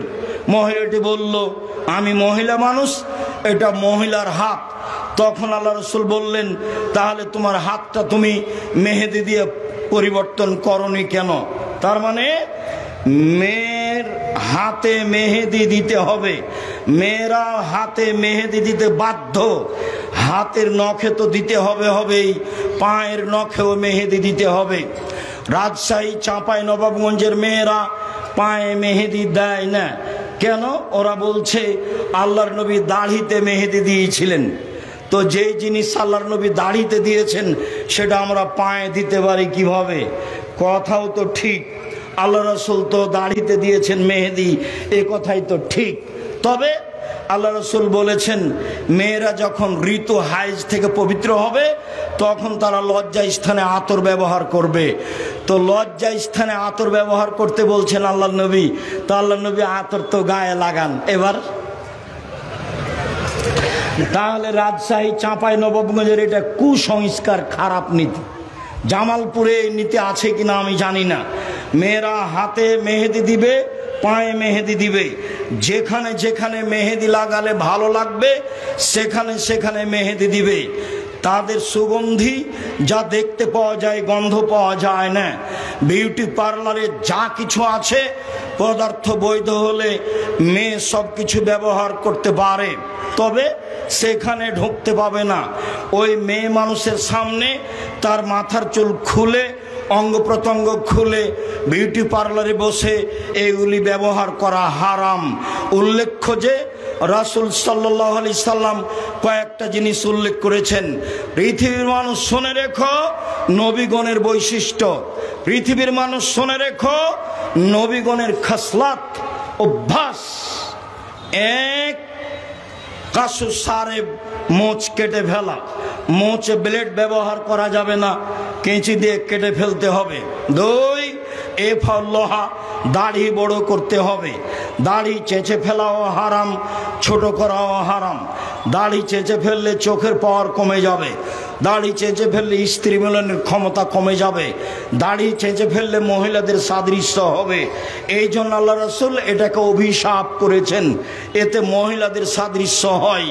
দাড়ি ছেড়ে দিতে হবে, ছোট করা চেঁচে ফেলার কোনো সুযোগ নেই। তিন, ইন্তেকাসুল মায়ে, অজু গোসলের সময় পেশাব পায়খানা থেকে উঠার সময় পানি দিয়ে পবিত্রতা অর্জন করতে হবে। আগে ঢেল টিস্যু পেপার পরে পানি, এই নিয়ম মিথ্যা। আগে ঢেল টিস্যু পেপার পরে পানি, এই নিয়ম মিথ্যা। সরাসরি ঢেল দিয়ে, সরাসরি পানি দিয়ে পবিত্রতা অর্জন করতে হবে। রাসূল সাল্লাল্লাহু আলাইহি সাল্লাম পানি দিয়ে পবিত্রতা অর্জন করে হাতটা মাটিতে মেজে নিলেন, তারপরে তিনি অজু করলেন। যখন করোনা দেখা দিয়েছিল তখন করোনার জন্য অনেক প্রস্তুতি ছিল। আমি গেছি ব্যাংকে, ম্যানেজার সাহেব সামনে চেয়ারটা রাখেননি, যে ভাইজান চেয়ারটা কি হলো? আপনি তো কথা মানবেন না, এখানে বসলে অসুবিধা আছে ভাইজান। আচ্ছা ঠিক আছে, আমি দূরেই বসছি। তো আপনার ঢোকার সময় আপনার ছেলেরা বলছে আমার হাতে যেন কি লাগাতে চায়। শোনেন, ইসলাম ধর্ম পাগল নয়। এরা যে নীতি পালন করছে তার চেয়ে অনেক দামি ইসলামী নীতি। তা হলো আল্লাহ রাসূল বলছেন ঘুম থেকে উঠে হাতটা পানিতে ডুবাতে পাবে না, আগে ধুইতে হবে 3 বার ভালো করে, তারপর অজু করতে হবে। অজুর সময় কবজি পর্যন্ত 3 বার ধুইতে হবে, তারপর মুখে পানি দিতে হবে। মানে এই হাতে পানি নিয়ে মুখে দিতে হাতকে এত প্রস্তুতি নিতে হচ্ছে। প্রথমেই ঘুম থেকে উঠে ধুইতে হয়েছে ভালো করে, আবার অজু করার সময় 3 বার কবজি পর্যন্ত ধুইলাম। এই ছেলে দেখো, এই ছেলে, যারা আপনার পাশ থেকে উঠছে তো কথা বুঝতে পারে না, পরিবেশ যেন কন্ট্রোলে থাকে, এটা আপনি খেয়াল করবেন। আমরা এক পর্যায়ে, আমি তো আর আব্দুল্লাহ বিন ফজল রাহিমাহুল্লাহ নই যে ঘন্টার ঘন্টা বক্তব্য দেব, ফজর হয়ে যাবে, মানুষ বুঝতে পারবে না কখন ফজর হলো। তারা বড় আলেম ছিলেন, অনেক কোরআন হাদিস জানতেন, লম্বা সময় ধরে কথা বলতেন। অত লম্বা সময় ধরে কথা বলার আমাদের পরিবেশ পরিস্থিতি নেই। অতএব আমার দিনী ভাই বোন, যে যেখানে আছেন ধৈর্যের পরিচয় দিয়ে বসে থাকেন, আপনারা আমি কিছু না কিছু উপকার করব ইনশাআল্লাহ। আবার একটু কথাটা বুঝেন, কোনই পর্যন্ত যখন হাত ধুইতে যাব তখন কি কবজি পর্যন্ত ধোয়া পড়বে না? আবার বুঝেন তো কথাটা ভাইজান, কোনই পর্যন্ত যখন হাতটা ধৌত করব তখন কি কবজিটা ধোয়া পড়বে না? তাহলে আগে আমি ধুচ্ছি, এটা কি বৃথা? বাহ্যিকভাবে মনে হচ্ছে বৃথা, জি না। এই হাতে নিয়ে পানি নিতে এই হাতটা আগে কি হতে হবে? প্রস্তুত, রেডি হতে হবে। রেডি হলো 3 বার ঝকঝক করে হাতটা ধুইতে হবে, তার নামে ইসবাগুল ওযু। এতক্ষণে হাতটা প্রস্তুত হয়েছে মুখে পানি দেওয়ার জন্য। ঘুম থেকে উঠে হাতটা পানিতে ডুবানো নিষেধ। তারপরে সুন্দর করে ওযু করবেন, 2 রাকাত সালাত আদায় করে বাড়ি থেকে বের হবেন। করোনা কিছু করতে পারবে না। ঢাকাতে এক লোককে দেখতে গেছি, তোর ছেলে মেয়ে দরজায় দাঁড়িয়ে আছে, আমাকে বলছে হুজুর আপনি ভিতরে যান না, দয়া করে আপনি ভিতরে যান না, দয়া করে আপনি ভিতরে যান না। তখন আমি বলছি, শোনো, তোমার বাপের গায়ে হাত দিয়ে দোয়া পড়ে যাব। এতে যদি আমার করোনা হয়, আমি বলবো না তোমার বাপের কারণে হয়েছে, আমি বলবো পৃথিবী সৃষ্টির 50,000 বছর পূর্বে আমার ভাগ্যে করোনা লিখা হয়েছিল, সেজন্য হয়েছে। সতর্কতার কারণে যদি করোনা থেকে মানুষ বাঁচতে পারে, তাহলে ফিউচার পার্কের মালিক করোনায় মারা গেল কেন? তারা তো দেশের পানি খায় না। আর করোনার রোগীর অবশিষ্ট খাদ্যগুলো সামনে ফেলে দিলে কে খাচ্ছিল ভাইজান? না, ফকির টকির মানুষ, ফকির খাচ্ছিল। ওকে করোনা তাজা ঘুরে বেড়াচ্ছে। আল্লাহ রাসূল বলছেন, আল্লাহ রাসূলের কথাকে দাম দিতে। আল্লাহ রাসূল বলছেন, লাম্মা খালাকাল্লাহুল খালকা, যখন আল্লাহ প্রাণী সৃষ্টি করলেন তখনই 4টে জিনিস লিখে দিয়েছেন, হায়াতাহা, মাউতাহা, রিজকাহা, মাসায়বাহা। 1 তার জীবন, 2 তার মরণ, 3 তার রুজি, 4 তার রোগ ব্যাধি। পৃথিবী সৃষ্টির 50,000 বছর পূর্বে আমার তাকদিরের রোগ ব্যাধি লিখা আছে। একে ঠেকানোর কোনো পথ নাই, একটাই পথ, দোয়া। খুব যদি কান্নাকাটি করে দোয়া করেন তো যেটা লিখা আছে ওটা কেটে দিয়ে আল্লাহ নতুন করে লিখে দিবেন। যেটা আপনি চাচ্ছেন সেটা খুব কান্নাকাটি করে দোয়া করলে একটু পরে আসছে সেই কথা, এটা আল্লাহ লিখে দিবেন। সম্মানিত দিনী ভাই বোন, এবার বাসর ঘরে সাজানো হয়েছে, মা খালা ফুফু সাজাবে। বাসর ঘরে স্ত্রীর মাথায় হাত দিয়ে দোয়া পড়তে হবে, আল্লাহুম্মা ইন্নী আসআলুকা খায়রাহা ওয়া খায়রা মা জাবালতা আলাইহি। আল্লাহ এই স্ত্রীর কল্যাণ চাচ্ছি, যে কল্যাণ দিয়ে তাকে সৃষ্টি করা হয়েছে সেইটা চাচ্ছি। অযুবকা মিন শাররিহা, তার অনিষ্ট হতে বাঁচতে চাচ্ছি। অযুবকা মিন শাররি মা জাবালতা আলাইহা, যে ক্ষতি দিয়ে তাকে সৃষ্টি করা হয়েছে সেই ক্ষতি হতে বাঁচতে চাচ্ছি। এরপরে 2 রাকাত সালাত, এরপরে দাম্পত্য জীবন। শুনুন, আল্লাহ রাসূল বলছেন কোন মানুষ যখন তার স্ত্রীর কাছে আসবে তখন বলবে বিসমিল্লাহি আল্লাহুম্মা জান্নিবনা শায়তান ওয়া জান্নিবিশ শায়তান মা রাযাকতানা। হে আল্লাহ, তুমি আমাকে আর আমার স্ত্রীকে শয়তান থেকে বাঁচাও, আর আমাদের মিলনে যেই সন্তান হবে সেই সন্তানকে তুমি শয়তান থেকে বাঁচাও। এরপরে সকালে হবে অলিমা, 1 দিন 2 দিন 3 দিন হতে পারে। অলিমায় ধনী গরিব মানুষ সবাই থাকবে। যদি শুধু ধনী মানুষ থাকে তাহলে এই খাদ্য সবচেয়ে নিকৃষ্ট খাদ্য, এটা ফেলে দিতে হবে, কুকুরে খেয়ে নেবে। কোনটা অলিমা ফেলে দিতে হবে? যে অলিমায় শুধু ধনী মানুষকে দাওয়াত দেওয়া হয়েছে, গরিব মানুষ নেই, সেই অলিমা আল্লাহ রাসূল বলছেন আশার উত্তম, সবচেয়ে নিকৃষ্ট খারাপ খাদ্য। তো সবচেয়ে নিকৃষ্ট খারাপ খাদ্য ওটা রাখবেন কেন? ফেলে দেন, এটা কুকুরে খায়। নইলে ধনী গরিব সবকেই থাকতে হবে, সবাই খেয়ে দোয়া পড়বে বারাকাল্লাহু লাকা ওয়া আলাইকা ওয়া জামা বাইনাকুমা ফি খায়রিন। তোমার উপরে আল্লাহ বরকত দান করুক, তোমাকে আল্লাহ বরকত দেখ, তোমাদের 2 জনকে আল্লাহ কল্যাণের উপরে রাখুক। সম্মানিত দিনী ভাই বোন, এবার পেটে বাচ্চা আসলো বা আসেনি, 2 জন মিলে বলবেন এই ছেলে শোনো খেয়াল করে। উপস্থিত দিনী বোন গল্প বন্ধ করেন। 10 বছর হলো বিবাহ, সন্তান তো হয়নি, তোর ঢংও তো একটু পরিবর্তন হয়নি। কথা বলছেন কেন? এসে চলে গেলেন কেন? আমি তো আপনার জন্য এসেছি, আর অনেক পথ অতিক্রম করে এসেছি, আবার অনেক পথ অতিক্রম করে যাব, গিয়ে ক্লাসে বসবো ইনশাআল্লাহ। এভাবেই দিন কাটছে। আমি আপনার জন্য এসেছি। এখন আপনি বলবেন রব্বে হাবলি মিন লাদুনকা যুরিয়াতান তাইয়্যিবা ইন্নাকা সামিউদ দুআ। হে আল্লাহ, তুমি আমাকে একটা সুসন্তান দাও, তুমি তো দোয়া কবুল করো। রব্বে হাবলি মিন লাদুনকা যুরিয়াতান তাইয়্যিবা, হে আল্লাহ, তুমি আমাকে একটা সুসন্তান দাও, তুমি তো দোয়া কবুল করো। দিন যায় রাত্রি যায়, পেটে বাচ্চা আসলো, বাহিরে যাবেন না, হাটে বাজারে যাবেন না, ল্যাংটা ছবি দেখবেন না, যা কিছু খারাপ দেখবেন এই বাচ্চার উপরে সেই প্রতিক্রিয়া যাবে। কাজেই স্বামীর সাথে কক্সবাজার বেড়াতে যাবেন না, পেটে বাচ্চা আছে। আপনার ওই এতে যাবেন না, চিড়িয়াখানায় যাবেন না, বাজারে যাবেন না। দেবর আছে, ভাসুর আছে, শ্বশুর আছে, বাপ আছে, গ্রামবাসী আছে, ভাতিজারা আছে, ভাইয়ের ছেলে আছে, বোনের ছেলে আছে, কত মানুষ আছে আপনার বাজার করার জন্য। আপনি কেন বাজারে যাবেন? এদেরকে বললেই তো বাজার করে দেয়। কথা বোঝা যায়নি মনে হয়। আপনি পেটে বাচ্চা নিয়ে বাইরে যাবেন না। শুনুন, আকাশে চন্দ্রগ্রহণ, এখন পেটে বাচ্চা আছে, তাই শাশুড়ি বলছে, মায়ে বলছে শুয়ে থাক, কোথাও যাস না, কোনো কাজ করিস না, কোনো কাজ করিস না, সূর্য চন্দ্রগ্রহণ লেগেছে, বাচ্চার ক্ষতি হয়ে যাবে। এটা হলো কুসংস্কার, নোংরা নীতি, হারাম। এগুলো পড়লেই মুকসেদুল মুমিনিন বইয়ের হেডলাইনের কথা মনে পড়ে। মুকসেদুল মুমিনিন বইয়ের একটা হেডলাইন আছে, অবিবাহিত ছেলে মেয়ের পড়া নিষেধ। তো যে দেখে সেই পড়ে, যে দেখে সেই পড়ে। কিরে কি লেখা আছে?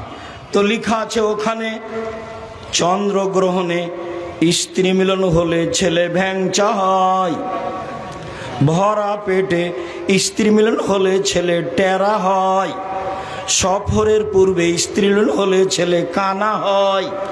আল্লাহর হস্তে শুরু থেকে নিয়ে শেষ পর্যন্ত একটা বাক্য সত্য নয়, সবই মিথ্যা। আল্লাহ বলছেন পৃথিবীর মানুষ, নিসাউকুম হারসুল্লাকুম ফাতু হারসাকুম আন্না শাইতুম, তোমাদের স্ত্রী তোমাদের জমি, তোমাদের স্ত্রী তোমাদের ক্ষেত, তোমরা তোমাদের জমিতে আসো ইচ্ছা মতো, সকালেই কি, বিকালেই কি, দুপুরেই কি, ভরা পেটেই কি, সফরের পূর্বেই কি, চন্দ্রগ্রহণ লাগলেই কি আর না লাগলেই কি। এটা হলো কুসংস্কার। হেডলাইনে যা লেখা আছে, হেডলাইনের নিচে সবই কোরআনের আয়াতের বিরোধী। এবার বাচ্চা প্রসব সম্ভবপর আপনি ক্লিনিকে যাবেন না, স্বাভাবিকভাবে বাচ্চা প্রসবের চেষ্টা করবেন। সম্ভবপর আপনার মা চাচি দুই একজন থাকবে যারা বুঝে, সারা গ্রামের মহিলা এখানে আসতে পাবে না। পর্দার ব্যতিক্রম হলে সন্তান সুসন্তান হবে না, এ কথাই ঠিক।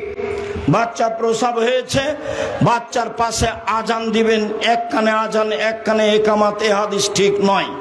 পাশে আজান দিবেন স্বাভাবিক কণ্ঠে। এবার পরের দিন বা তখন বা তারপরের দিন বাচ্চাকে একটা পরহেজগার মানুষের কাছে নিয়ে যাবেন, চাচা হোক চাচি হোক আলেম হোক যে হোক না কেন, গিয়ে বলবেন চাচা আমার বাচ্চাকে দোয়া করে দেন আর তাহনিক করে দেন। তখন তোমার চাচা একটা খেজুরের একটা অংশ মুখে নিয়ে খুব ভালোভাবে চাবিয়ে পানি পানি করে হাতের আঙ্গুলে নিয়ে জিভার মাঝামাঝিতে দিয়ে দিবে, আঙ্গুলটা ঢুকিয়ে দিয়ে মাথায় হাত দিয়ে দোয়া পড়বে, আইজাকুমুল্লাহ বিকালিমাতিল্লাহি তাম্মা মিন কুল্লি শাইতানিন হাম্মা ওয়া মিন কুল্লি আইনিন লাম্মা। এই দোয়া পড়বে। আল্লাহুম্মা ফাক্কিহু ফিদ্দীন, আল্লাহুম্মা আল্লিমহুল হিকমা, এই দোয়া পড়বে। এখন চাচা চাচি এই দোয়া জানে কিনা সেটা তো একটা কথা। দোয়ার বই তো আমি অনেক আগেই লিখেছি। 1992 সালে জামালপুরে এসেছিলাম চিনাডলিতে, হাত তুলে দোয়ার বাহাসে দেখলাম বেশ বড় বড় মাওলানা। আমি জামালপুরের প্রায় স্বভাবই ভালোবাসি। ইতিপূর্বে যত বাহাসে বসেছি সব জায়গায় গন্ডগোল, শুধুমাত্র জামালপুর চিনাডলির সেই বাহাসে কোনো গন্ডগোল ছিল না। যারা উপস্থিত ছিলেন সবাই পায়জামা পাঞ্জাবি পরেছিলেন, সবার মাথায় টুপি ছিল, দেখতে আমাকে খুব ভালো লাগছিল। যদিও তারা আলোচনায় পরাজয় বরণ করেছিলেন। আমি বলেছিলাম নামাজের পরে হাত তুলে দোয়া করতে হবে, আল্লাহ রসুল সাহাবি সহ করেছেন, ইমাম বলেছেন দোয়া, মুক্তাদিরা সাহাবিরা আমিন আমিন বলেছেন, এরকমটা হাদিস পেশ করতে হবে। তখন অন্য হাদিস পেশ করে। আমি বলছি এইদিকে যেতে আমি চাচ্ছি না, আল্লাহু আকবার বলে সালাত শুরু করি। আর রহমান বলে তো বুকে হাত বাঁধি না, আর রাজ্জাক বলে তো বুকে হাত বাঁধি না, কি বলি আল্লাহু আকবার। অতএব রাসূলের পদ্ধতিতেই দোয়া হতে হবে। সন্ধ্যাবেলায় পরাজয় বরণ করলেও শেষ পর্যন্ত কোনো হইচই ছিল না। সেদিন থেকেই জামালপুরের লোকের উপরে আমার একটা ভালো ধারণা কাজ করে। কাজে যেসব নিয়ম নীতি রাসূলের বিরোধী আছে সেগুলো ছেড়ে দেওয়ার চেষ্টা করবেন। কয়দিন পরে 7 দিনের দিন বাচ্চার আকিকা দিতে হবে। 14 দিনে আকিকা দেওয়া যায় না, 21 দিনে আকিকা দেওয়া যায় না, 7 দিনের আকিকা দেওয়া যায় না। 7 দিনের পূর্বে বাচ্চা মারা গেলে আকিকা দিতে হবে না। আকিকার সাথে কুরবানির কোনো সম্পর্ক নেই। কুরবানি হচ্ছে নেকির কাজ, আকিকা হচ্ছে বাপের জিম্মেদারি। কুরবানি হচ্ছে নেকির কাজ, আকিকা হচ্ছে বাপের জিম্মেদারি। বাপকে জিম্মেদারি পালন করতেই হবে। ছেলে হলে 2টা ছাগল, মেয়ে হলে 1টা ছাগল, কানা হোক টেরা হোক, 10 টাকার হোক 10,000 টাকার হোক, শুধু জান থাকলেই হবে। থাকলো কুরবানি তো মোটা তাজা, কুরবানি চোখ ভালো কিনা, কুরবানি সিং ভালো কিনা, কুরবানি খুর ভালো কিনা, কুরবানি লেজ ভালো কিনা, কুরবানি দেখতে সুন্দর কিনা। কুরবানি নেকির জন্য ফকির মিসকিনকে দিতে হবে। আকিকার গোস্ত ফকির মিসকিনকে দিতে বাধ্য নয়, আত্মীয় স্বজনকে দিতে বাধ্য নয়। আকিকার গোস্ত আপনার নিজস্ব গোস্ত, আপনি খাবেন কি দিবেন সেটা আপনার ব্যাপার। সম্মানিত দিনী ভাই বোন, 7ম দিনে আকিকা। কোনো এক সময়ে খাতনা দিতে হবে, বাপের জিম্মেদারি। মুসলমানের বৈশিষ্ট্য 5টি। 1 খাতনা করা, 2 হালাকুল আনাতে নিচের লুম পরিষ্কার করা, তিন কাসফুল আজফারে নখ কেটে ফেলা, নখ কাটতেই হবে, ছেলে হোক মেয়ে হোক। যদি নখ বড় থাকে তাহলে মেয়ে আদর্শ শিখতে পারেনি, পিতা অযোগ্য দায়িত্ব পালন করতে পারে না। সম্মানিত দিনী ভাই বোন, আপনাকে খাতনা দিতে হবে, ছেলের বাধ্য। ছেলে এখন হাঁটতে পারে, পায়জামা পরাতে হবে, হাফ প্যান্ট নয়। মেয়ে এখন হাঁটতে পারে, পায়জামা পরাতে হবে, জাঙ্ঘিয়ে নয়। দিন যায় রাত্রি যায়, 5-7 বছর হয়েছে, বাচ্চা এখন পড়তে যেতে পারে। তাহলে মেয়ে বাচ্চা হলে মাথা একটা স্কার্ফ দিয়ে বাচ্চাকে স্কুল পাঠাতে হবে। যে স্কুলে বলা হয় না ওমা তোমার আকাশ, ওমা তোমার বাতাস, সম্ভবপর সে স্কুলে পাঠাতে হবে। দিন যায় রাত্রি যায়, বাচ্চার বয়স হয়েছে 7 বছর, তাকে সলাতের জন্য বলতে হবে। দিন যায় রাত্রি যায়, বয়স হয়েছে 15 বছর, তাকে সলাতের জন্য বাধ্য করতেই হবে যে কোনো মূল্যে। রাসূল সাল্লাল্লাহু আলাইহি ওয়াসাল্লাম বলেন, মান ওয়ালাদালাহু ওয়ালাদুন ফালইহসান ইসমাহু। কার যদি ছেলে মেয়ে জন্ম নেয়, 1 সুন্দর নাম রাখতে হবে, 2 আদাবাহু সুন্দর শিষ্টাচার শিখাতে হবে, 3 বড় হলে বিবাহ দিতে হবে, 4 বড় হয়ে যায় যদি বিবাহ না দেয়, এই ছেলে মেয়ে যদি কোনো পাপ করে, সেই ছেলে মেয়ে তার পিতা পাপ সে পিতার হবে। সম্মানিত দিনী ভাই বোন, আমরা আলোচনার একটা পর্যায়ে এসে শেষের দিকে চলে আসলাম। এই ছেলে একটু থামো। সম্মানিত দিনী ভাই বোন, আমি জানি না আসলে আপনার পরিবার ভালো নয় কেন। আমার তো মনে হয় যে আপনি ভালো নন, সেই জন্য পরিবার ভালো নয়। আমি তো কোরআন হাদিস অনুপাতে এটাই বুঝি যে আপনার ছেলে মেয়ে ভালো নয় কেন, আপনি ভালো নন সেই জন্য। আপনার চরিত্রের ঠিক ঠিকানা নেই, আপনি মাথায় টুপি দিয়ে দোকানে বসে আড্ডা পিটেন, অথচ আমি 90 সাল থেকে বলে আসছি 4টে জিনিস করতে হবে। 1 5 ওয়াক্ত সালাত, 2 হালাল রুজি, 3 কোরআন তেলাওয়াত, 4 আড্ডা পিটা নিষেধ। দোকানে বসে গল্প করবেন, ল্যাংটা মেয়ে নাচবে, এ হলো একটা আড্ডা পিটা। আর একটা বড় মোবাইল নিয়ে ল্যাংটা ছবি দেখে ঘন্টার ঘন্টা সময় কাটাবেন, এ হলো আড্ডা পিটা। যদি ছেলে মেয়ে এরকম আড্ডা পিটার সুযোগ পাই, তাহলে এই ছেলে মেয়ে ভালো হবে না। আল্লাহ রাসূল বলছেন, এতাহারাজুনা তাহারুজাল হেমারে, সমাজে জেনা বেশি হবে, অশ্লীলতা বেশি হবে। এমন কি খোলা মাঠে গাধা যেমন গাধীর সাথে মিলে লজ্জা বুঝে না, ষাঁড় যেমন গাভীর সাথে মিলে লজ্জা বুঝে না, মানুষ তেমন খোলা মাঠে জেনা করবে, লজ্জা বুঝবে না। সেই সময় চলে এসেছে। অতএব আপনাকে খাস করে বলছি, আল্লাহ রাসূল আপনাকে দায়ী করেছেন আর আপনার স্ত্রী দুইজনকে দায়ী করেছেন। একবার খাস করে আপনাকে বলেছেন আর একবার খাস করে আপনার স্ত্রীকে বলেছেন। 2টা হাদিস, একটা আপনার জন্য খাস। রাসূল সাল্লাল্লাহু আলাইহি ওয়াসাল্লাম বলেন, মান কানাত লাহু ওয়ালিদা, কার যদি একটা কাজের মেয়ে থাকে বা মেয়ে থাকে, ফাআল্লামাহা, তাকে বিদ্যা শিখিয়ে দিল, ফাহসানা তালিমাহা, সুন্দর বিদ্যা শিখিয়ে দিল, ওয়াদ্দাবাহা, শিষ্টাচার শিখিয়ে দিল, ফাহসানা তাদিবাহা, সুন্দর শিষ্টাচার শিখিয়ে দিল, তাহলে তার জন্য ডবল নেকি হবে। এটা হলো পিতার জন্য খাস। আর মায়ের জন্য খাস, যেটা আপনি জানেন, যেটা জাবের বলছেন, আমি তালাকপ্রাপ্তা বয়সের মেয়ে বিবাহ করেছি 4টে কারণে। 1, আমার স্ত্রী যেন আমার বোনদেরকে বিদ্যা শিখাতে পারে। 2, আমার স্ত্রী যেন আমার বোনদেরকে শিষ্টাচার শিখাতে পারে। 3, আমার স্ত্রী যেন আমার বোনদেরকে পরিপাটি করে সাজগোজ করে রাখতে পারে।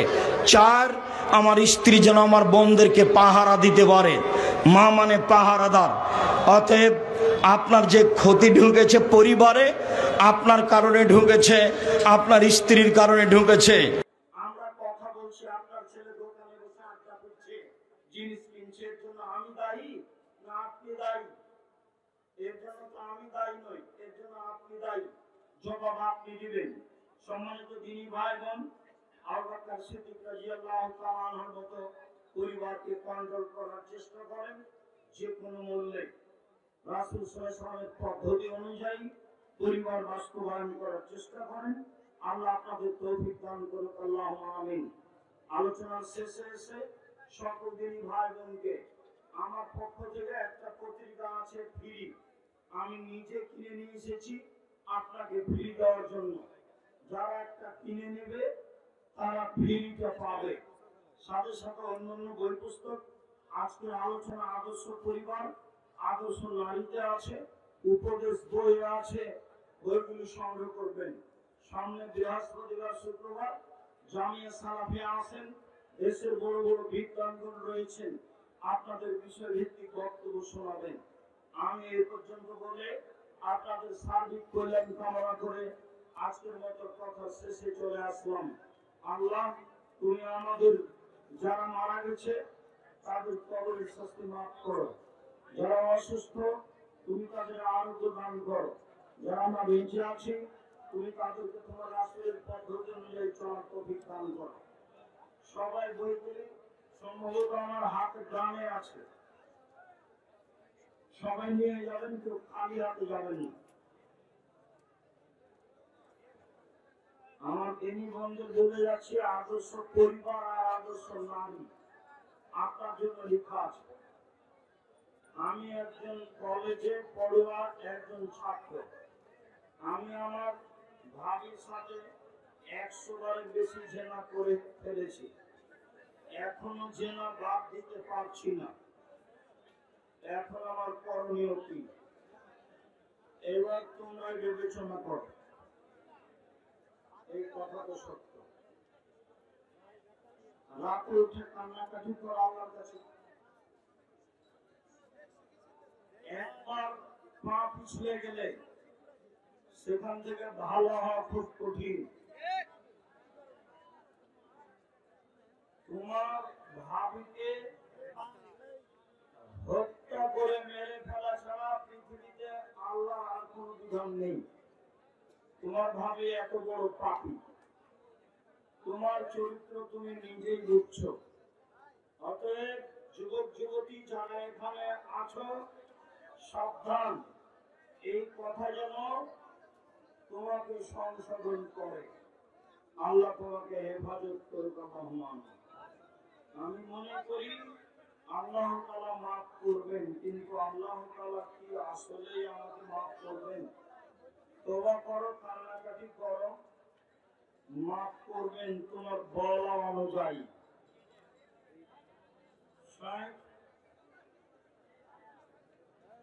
কথায় আছে যার চরিত্র যেমন হবে তার স্ত্রীর চরিত্র তেমন হবে না। এই কথা ঠিক নয়, এই কথা ঠিক নয়। তুমি খারাপ, স্ত্রী ভালো হতে পারে, তুমি ভালো, স্ত্রী খারাপ হতে পারে। কিছু ইসলামিক দলেরা বলে আমরা গণতন্ত্র থেকে পুরোপুরি বাক্যগুলো মানি না। গণতন্ত্র তো খ্রিস্টান আব্রাহাম লিঙ্কনের তৈরি, এর তুমি কোনটা ছাড়বা কোনটা রাখবা, কে আবার কেমন বুঝবে না। বাংলাদেশে অনেক আহলে হাদিসের মসজিদ মাদ্রাসা ভাঙা হয়েছে, কোন ইসলামী দল কথা বলেনি কেন? আজকে জানায় গেলে তোমাদের সমাধান করে দিবে ইনশাআল্লাহ।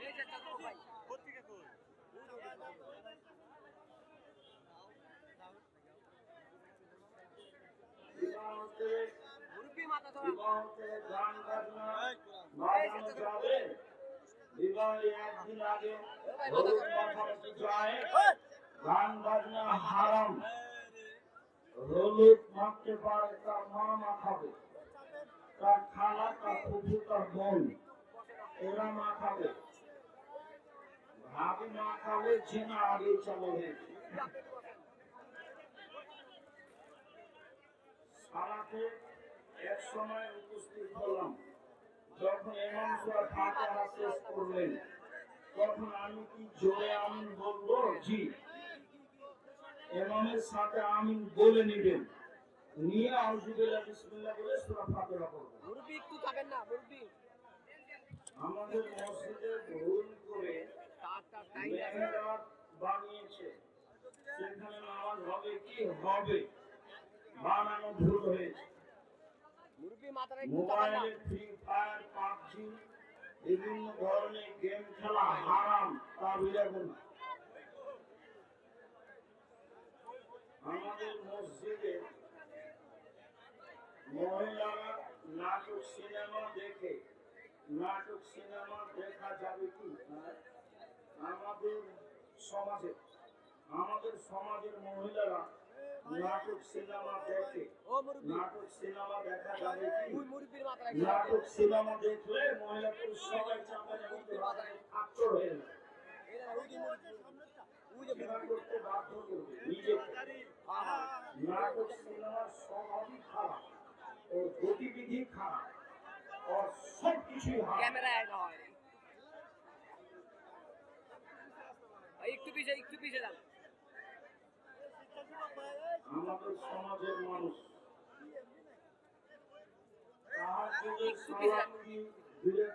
করা যাবে, জি যাবে। আলে হাদিসের বড় বড় আলেমেরা জামাতের সাথে ভোট প্রার্থনা করতেছে, তাহাজ্জুদের সালাত কি 2 রাকাত পড়া যাবে? যাবে। বর্তমানে আমাদের সমাজে আহলে হাদিসের বড় বড় মসজিদের ইমামেরা গণতন্ত্র জায়েজ বলছে। প্রাইমারি স্কুলে কি ছেলে মেয়েকে পড়ানো যাবে? ঠাকুরের অ্যাসেম্বলি হলে যাবে না।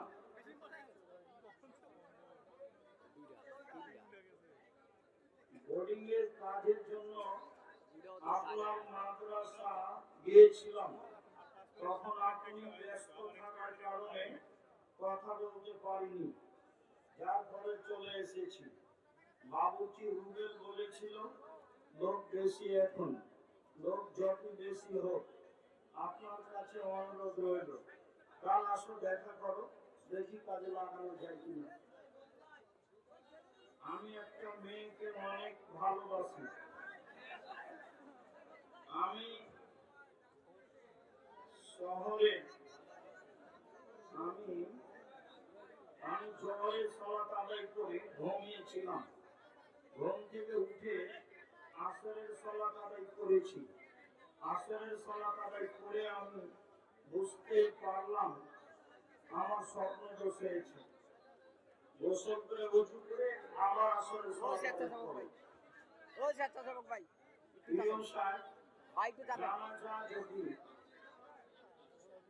জানাজায় যদি তাকবীর বাদ পড়ে, তাহলে আমরা কি করব? সমস্যা নেই, বাদ পড়েছে, যা হয়েছে সালাম ফিরে দিতে হবে, এর সংশোধন নেই। আমরা জানি মৃত ব্যক্তি কবরে প্রশ্ন করা হবে, মৃত ব্যক্তিকে কবরে প্রশ্ন করা হবে। তাহলে যে ব্যক্তি আগুনে পুড়ে মারা যায়, ব্যক্তিটি কি হয়? আত্মাকে হয়। সব জব শাস্তি জিজ্ঞাসা উত্তর কাকে হয়? আত্মাকে হয়। এই বক্তব্য কয়েকবার দেওয়া আছে। বাড়ির পিছনে 2 আয়াত গর্ত করে কবর দেওয়া আছে, সেই কবর কবর নয়। যদি সেটাই হয়, তাহলে বাঘে খেয়েছে, তার কবর কোথায়? মরার পর থেকে বিচারের দিন পর্যন্ত এই সময়ের নাম হচ্ছে আলামে বারজাখ, আত্মার জগৎ। আত্মাকে শান্তি দেওয়া হবে, শাস্তি দেওয়া হবে। মহিলাদের সালাত পড়ার সময় পায়ে মোজা দিয়ে সালাত করতে হবে? জি না। পায়ের উপর অংশ খুলে থাকবে, আসে যায় না। মুখ খোলা থাকবে, চোখ পর্যন্ত খোলা থাকবে।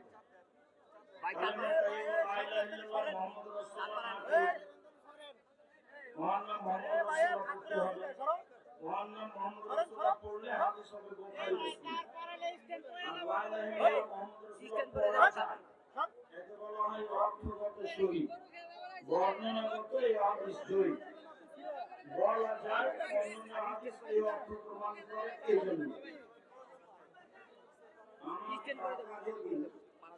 অন্যের ব্যবসায় দেই, ওই ব্যবসা যদি লাভ হয়, তাহলে লাভের অংশ যদি নেওয়া হয়, তাহলে সুদ হবে কি? হবে না। তবে আপনি ইচ্ছা মতো একটা নিতে পারেন না। লাভ যা আসবে তার অর্ধেক বা 3 ভাগের ভাগ যেভাবে চুক্তি হবে সেভাবে নেবে। আমভাবে 5 লাখ টাকা দিয়ে রেখেছেন, 10,000 টাকা প্রতি মাসে নেবেন, এটা হবে না। লাভের হার চুক্তিতে ভাগ হবে। আমি তো কোর্ট ম্যারেজ করে বিয়ে করেছি, এখন থেকে আমার 5 আর উপায় কি? তুমি কালকে তোমাদের গ্রামের মুরব্বী দিয়ে বিবাহ করিয়ে নাও, মেয়ের বাপকে দিয়ে। না পারলে আমার কাছে আসো, মেয়ের বাপ থাকে যেন আমি বিবাহ করিয়ে দেবো ইনশাআল্লাহ। তবে মেয়ের বাপকে রাখবেই, বাকি সাক্ষী আমি রেডি করবো ইনশাআল্লাহ। তুমি মেয়ের বাপকে নিয়ে আসবা, মেয়েকে তাহলে ঠিক হয়ে যাবে। আমার পিতা বলে সম্পদের 1/3 সে তার নিজের জন্য বা যে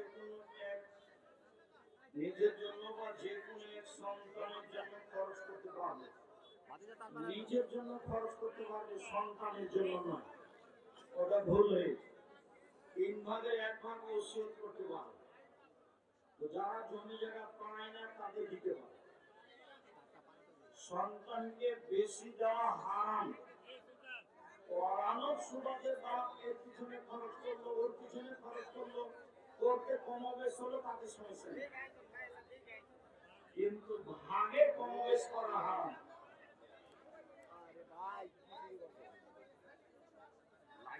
আসসালামু আলাইকুম। নামাজের কয়েকটি অঙ্গ দ্বারা সিজদা করতে হয়। 7টি। নাক কবর 1, 2 হাত 3, 2 হাঁটু 5, 2 পায়ের 2 আঙ্গুল 7। সিজদায় কোনো একটি অঙ্গ যদি উঠে যায় তাহলে কি নামাজ হবে না? নামাজ না হওয়ারই সম্ভাবনা, নেকি কম হবেই। হাত পা চুলকালে সিজদা থেকে উঠে চুলকাতে হবে। যদি বাতিল হয় তাহলে মসজিদে প্রবেশের পর বসার আগে 2 রাকাত আত্তাহিয়াতুল মসজিদ, তাহিয়াতুল মসজিদ নামাজ আদায় করা সুন্নাত। শুধু সুন্নাত নয়, করতেই হবে। যে কোনো সময়ের ভিতরে বসার অনুমতি নেই। ওটা আল্লাহর ঘর, তুমি তো বলতে পারো না আল্লাহ আপনার ঘরে বসতে চাচ্ছি, বসতে দিবেন? এভাবে কি বলতে পারবেন? আল্লাহর ঘরে বসার অনুমতির পদ্ধতি কি?